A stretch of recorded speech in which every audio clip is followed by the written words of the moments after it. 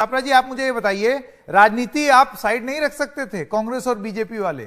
महाराष्ट्र और केंद्र की अगर बात कर लेते हैं, जब पीस टाइम चल रहा था, जब मामले बहुत कम थे, 8,000 9,000 कुल पूरे देश भर में थे, उस समय क्यों नहीं प्राइम मिनिस्टर और चीफ मिनिस्टर्स की मीटिंग होती थी, ये सोचते हुए कि आगे क्या कर सकते हैं, 2 दिन में कैसे फौरी राहत पहुंचाई जाए, इसको लेकर के क्या रणनीति होगी?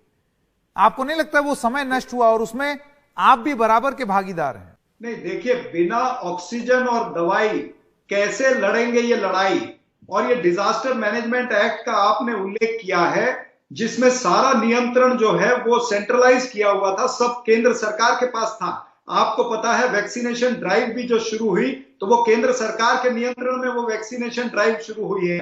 अगर राज्य सरकारों को पीपीई किट चाहिए या कुछ भी चाहिए था तो वो केंद्र सरकार उपलब्ध करा के दे रही थी। तो सारी चीजें केंद्र सरकार के पास थी। और अगर आप राज्यों की बात करते हैं तो जैसे महाराष्ट्र का उदाहरण देता हूं, महाराष्ट्र सरकार का 90,000 करोड़ रुपया जीएसटी का अभी भी बकाया है केंद्र सरकार के पास। नहीं, मुझे आप ये बताइए, कितनी बार केंद्र और राज्यों की मीटिंग हुई पीस टाइम में? तो महाराष्ट्र की सरकार अपनी व्यवस्था भी करती थी। तो महाराष्ट्र सरकार ने अपनी व्यवस्था की है। आज 3,75,000 कोविड के बेड हमारे पास में है।